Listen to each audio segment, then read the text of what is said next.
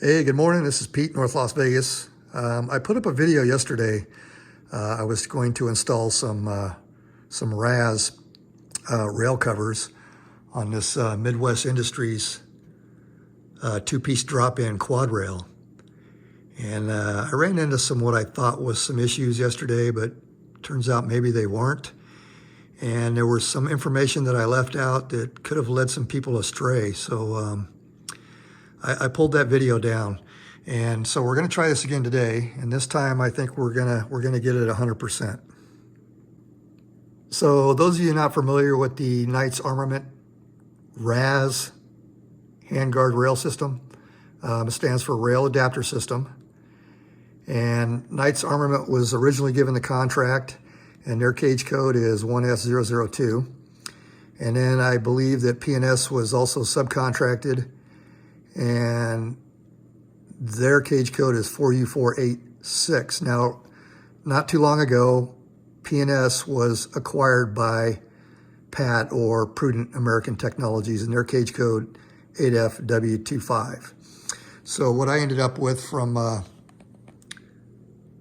Charlie's Custom Clones is the newer PAT version. You can see the cage code there, 8FW25. Now, all of this stuff, these different manufacturers, they all built to mill spec. So all the dimensions, the polymer materials, everything about them is the same. So let's take a look at the different cover sizes you get, mill spec sizes. And you can see the right column there, number of ribs, 11, 9, 6, 5, 4, and 2. I only have 11, 9, 6, and 5. I couldn't find new old stock or new 4 and 2 rib. Now, when you count the ribs on these things, you don't count the spring section. You only count the actual ribs. So 1, 2, 3, 4. So this is the 5 ribs. This is 6, 9, and 11. So that's how you determine which rail you have. I went ahead and wrote these sizes down, a little bit easier to read rather than looking at the print. I can see it fine with my phone, but with my reading glasses on, not so much. So these dimensions are pretty tight, and you can see plus or minus 20 thousandths. So I thought we would measure one and just show you that, you know, these dimensions are pretty precise. So we'll get the calipers on this 5 rail and we'll demonstrate that. Okay, so I'm measuring the 5 rib. So that's supposed to come in at 3 inches, 0.470, plus or minus 20 thousandths. So let's see what we got. You can see on the vernier readout here, we are past 3, so there's 3 inches. We're past 4, so 3.475. So this one, 3.475, and the tolerance is plus or minus 20 thousandths. So this thing is in spec. So Prudent American Technologies, formerly P&S, doing a good job on the tolerances.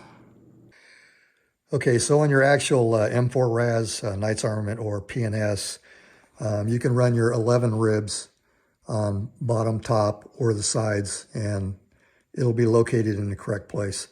On this Midwest Industries, the best fitment would be to put the spring up here on this very front slot, and that gives you about the correct location on the bottom and the top. Now, if I turn this around and line it up with that notch here, you can see that that's not quite right.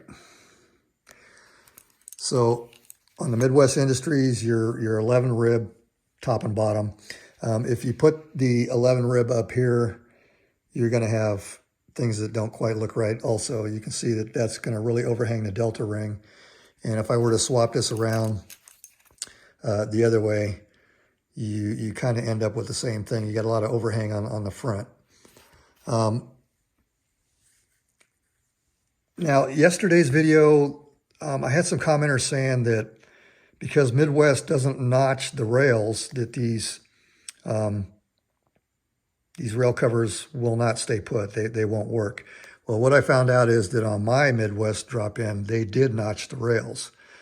So I'm going to show you what that's all about. Okay, so you can see on this front rail here to where the very edge has been removed, and it's kind of machined flush with the side of the rail here. And that's what you need in order for this spring clip to engage correctly. And Midwest Industries put a notch here, and they put a notch back here.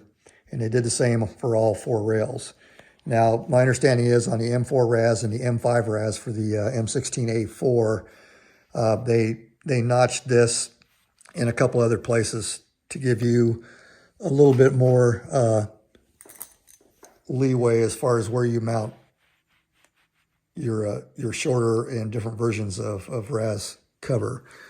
But on the Midwest Industries, you only get them notched on the ends. Okay, so this is you can see that that's not notched.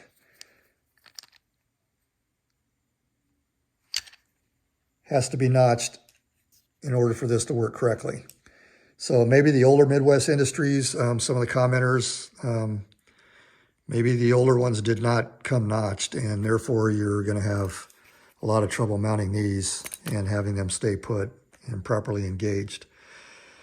So anyway, let's flip this rifle over. I have one installed already, so we'll show you what the 9 rib looks like, but we still have a little bit of a fitment issue to talk about. Okay, so this is the 9 rib that I have on the side rail, because that's the only one that makes sense as far as the way it fits. And here's your locking QD. You can see that I don't think I'm going to be able to get a QD in there. There's just not enough room. So I tried flipping this thing around just to see what would happen. And I ended up with the same situation over here. The QD ended up not having enough clearance.